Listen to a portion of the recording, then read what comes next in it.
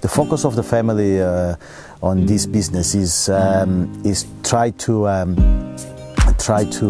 keep for the next generation this heritage. First of all, this is more than a business. It's something that we have a big passion behind, and Douro is the oldest demarcated region in the world, and Crasto is part of this first demarcation. We have a mark that will represent that from that time. My name is Tomás Roquette.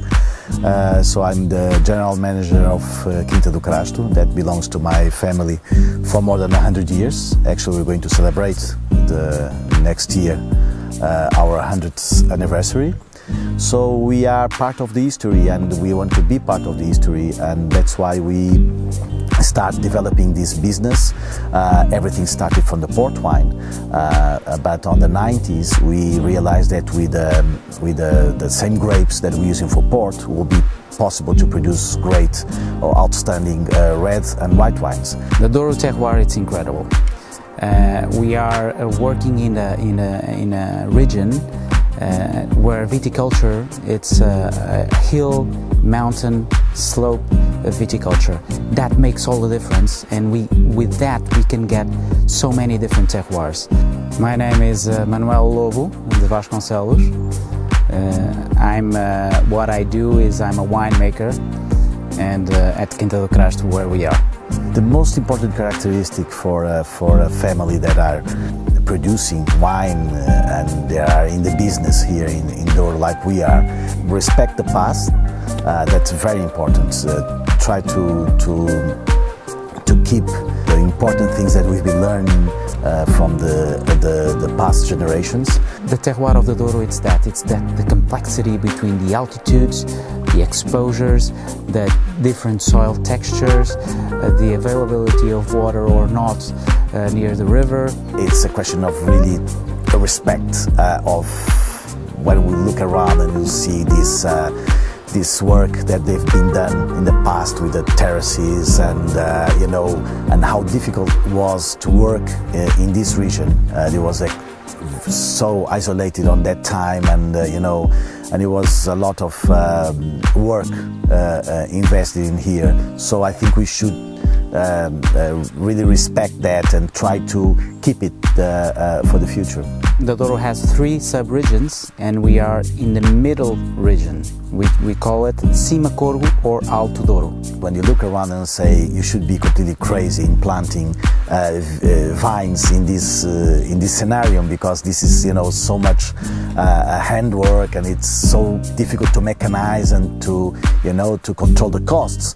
Quinta do Crasto, it's a project that has properties along the river. So we are based in this area and also in the Upper Douro. In total, we have 250 hectares of vines. Of those 250 hectares, half of the hectares are in this area, so Cima Corvo or Alto Douro at Quinta do Crasto, and the other ones in the Upper Douro, where we have a project that's called Crasto Superior. We export to about 50 different countries nowadays, the Crasto wines. Well, we produce whites and reds and ports, and between the ports we produce rubies and tawny ports. Okay, on the ruby families, vintage ports, LBVs, on the tawny ports, old colheitas. So we do a little bit all the range. The white wines are very interesting in the Douro because they are quite a new thing for Quinta do Crasto.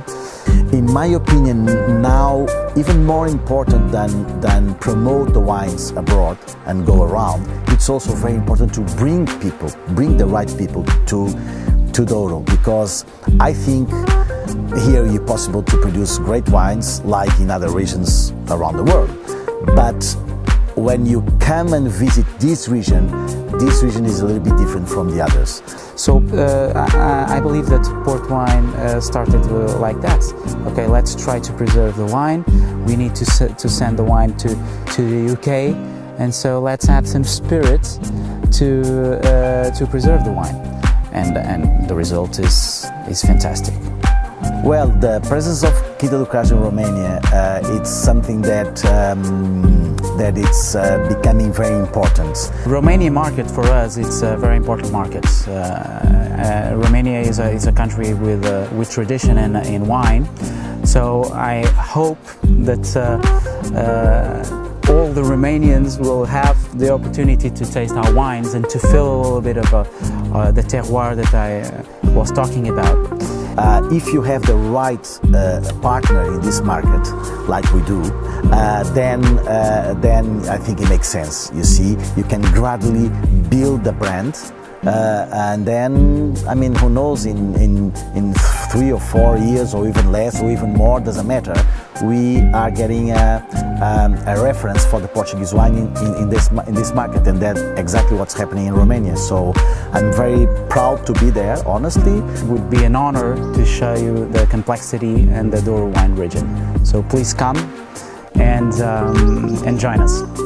Então, quero propor um brinde a todos os consumidores de vinho pelo mundo, especialmente os que estão na Roménia e que começam a entrar em contacto com os nossos produtos. Um brinde a todos.